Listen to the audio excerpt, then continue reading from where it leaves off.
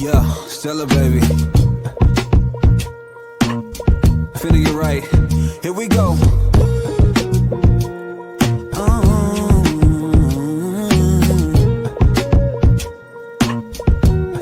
Yeah, listen. I ain't really tryna hold too much pride. Feeling like Michael, how I beat those odds, yeah. She's a real winner, and I can't deny she fine as wine with time. I don't really care for the clout nor fame, but you better make sure you know my name, yeah. This is real life, and it ain't no game. When you see me in the skyline, knock me down, come back up. Watch your work, watch your strut now. I don't care what they say, I'ma still have my way. I'm alright, that's for sure. I know I can endure. Back and forth, on and on. Yes, I'm on quite a run, yeah. Welcome to Rooted Within Her, your go-to podcast. We are founded off of Colossians 2:7, where we are rooted in Christ, strengthening our faith, and overflowing with thankfulness. I am Brittany Bossup, your host, a devoted mom, veteran, mental health therapist, author, international keynote speaker, and your wealth and wellness coach. We are going to be talking about mental health, storytelling, relationships, and making sure you feel empowered with a positive mindset each and every day. Make sure you follow us on all social media platforms. That's at Rooted Within Her. And go to our website, rootedwithinher.com, where you can get access to all of our resources to help you if you are a corporation looking to restructure your employee wellness, or if you are a divorced mom and you are looking for those resources to help you heal and rebuild. This is your go-to podcast. Again, that is rootedwithinher.com. Sit back and enjoy. All right. Today we're going to be talking about rewriting your love story, a new perspective on heartbreak. Behold, I am doing a new thing. Now it springs forth. Do you not perceive it? Isaiah 43, verse 19. And what this means is that sometimes we don't know what's ahead of us, what's in the next chapter, what's around the corner. Because all we can see is what we see right now. And there comes a place in your life where you say, you know what, I don't care. I don't even care. I just know that the situation I'm in right now is tearing me to pieces and I'm tired. Maybe you're listening today and you said, I'm tired. I'm tired of the same cycle. I'm tired of repeating this cycle. That's just not good for me. I'm at a place in my life where I just want better. I want more and I want better. And so I want you to think about it from this perspective to know that no matter what you are going through, you have to know that there is so much more life beyond what you can actually see. Faith is the substance of things hoped for and the evidence of things not seen. And if you're that person and you're like, I just can't seem to get it right. Like, I've tried this, I've tried that, and I just don't know what to do next.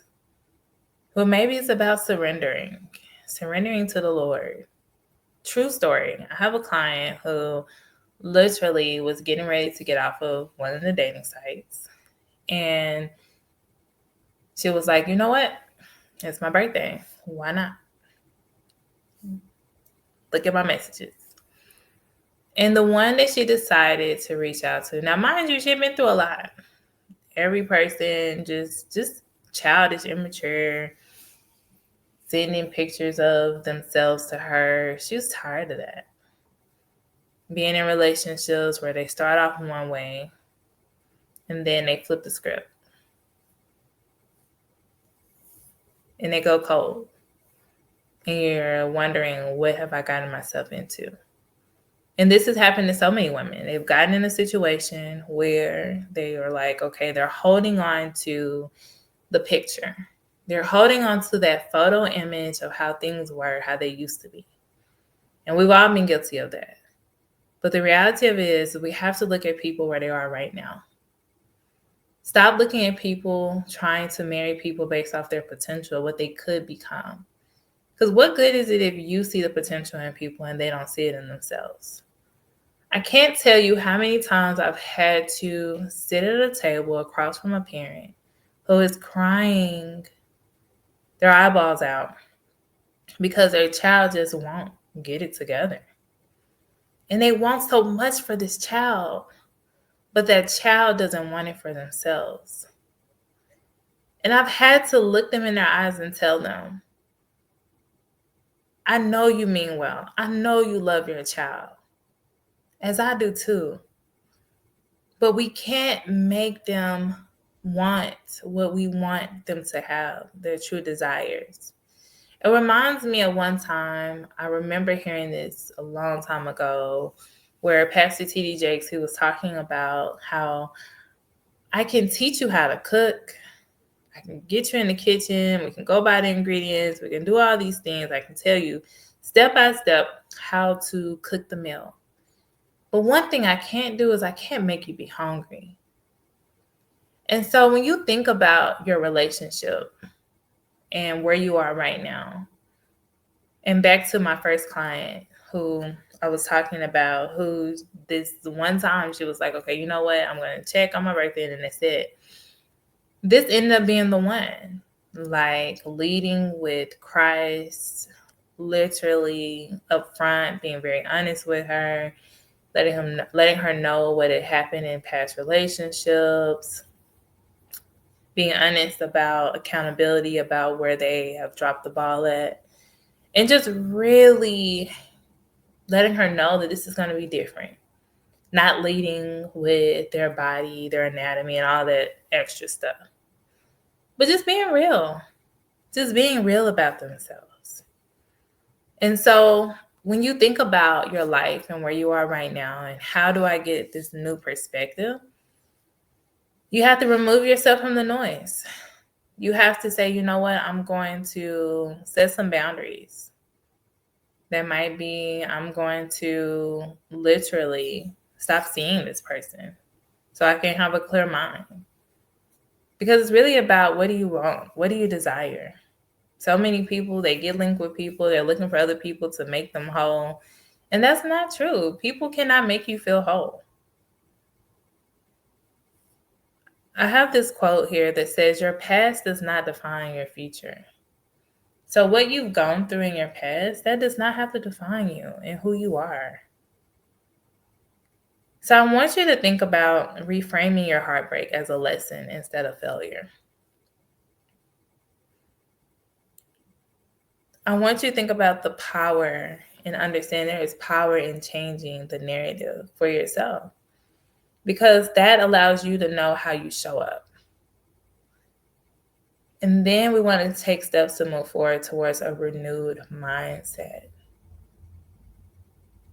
I'll never forget going into a house when I was looking for my next house, and I'm talking, and when I tell you it was so God-led, it was because I didn't see the signs pointing on the way to church that Sunday morning. And so I saw them on the way back. So I was like, okay, let me just stop at this house, check it out. Went inside, fell in love with it. Oh my gosh, so beautiful. And me and the lady were talking, and she's also, telling me how she's a realtor and she helps people do all these different things. And we started talking about what she shared with me first, her journey of going through what she was going through. And I'll never forget how we shared the sentiment of shame and why do we have this shame. And she shared with me how she would show up to family events a year or two later and just showing up, and she was afraid of the question. So she would show up and then leave, because she didn't feel that she could be comfortable around her family, because then here come the questions. And if you're listening today and you are filled with so much shame, because we all go through it when you're going through transitions in your life. If you're that person that's like, okay, I'm having to contemplate leaving this family that I've been connected to for so long. You might not have been married to them, but you've been a part of that family for so long, but you have to cut ties and do what's best for you. Well, understand that when you do that, you have to really look at those relationships that are very meaningful and powerful to you. And it's okay to take a step back, but do know that you don't have to stand in shame. You don't owe anyone an explanation.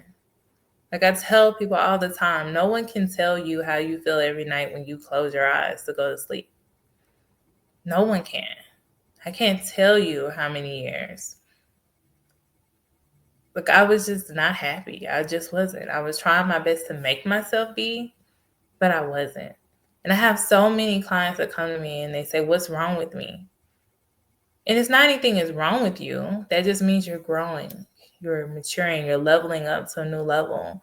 That just means that that person that you were years ago, you're no longer that person.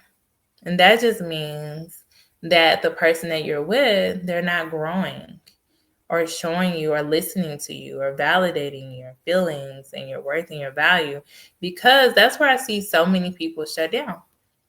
They shut down because you're not hearing me.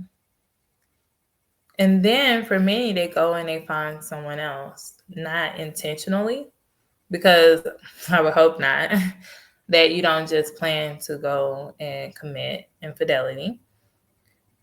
But for many, they find themselves in this loophole because they started to share things that were going on and really looking to fill that void. And so if you're listening today and you're like, that's me, and I don't want to feel this way, and I don't want to be wrapped into this web, I challenge you to break away from that and know that you can rewrite your life story. I know this talks about rewriting your love story, but you cannot have a powerful love story until you learn to rewrite your life. Yes, you had no control of when you were born, but you have control over how your life turns out. You have control over that. And so that means you have to really do the steps, take action, do the steps that you need to do.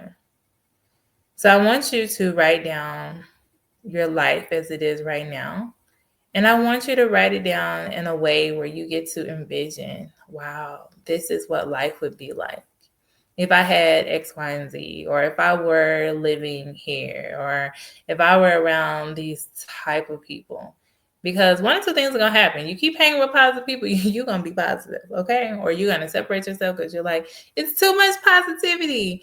And never have I ever had anyone come to a session and say that they were around someone that was too inspiring, too positive. Now, I've heard people tell me they were around people who smiled too much and it creeped them out, and it was like, look. But never have I ever had someone say they were too positive, they were too inspiring for me, and I could not be around them. Never have I ever. And so what I want you to do with this episode is I want you to make sure that you comment, what new chapter are you in? Or what new chapter are you looking forward to being in? And I have an excerpt from my book called Unapologetically Divorced about turning your pain into purpose. And I'm going to read this excerpt.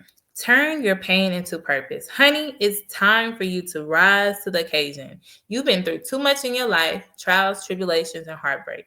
And now it's time to take all of those experiences, all the things you've overcome, and transform them into your purpose.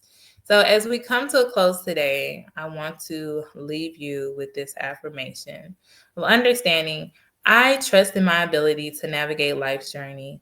I trust in my ability to navigate life's journey. Thank you and be blessed.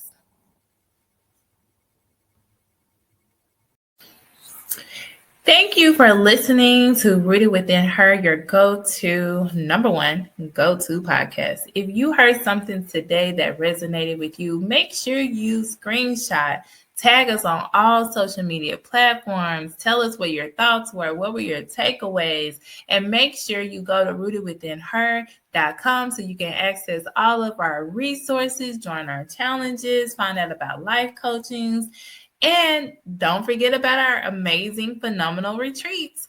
So make sure you go to rootedwithinher.com. And again, thank you for listening. And I want you to have a super phenomenal day because you are God's masterpiece.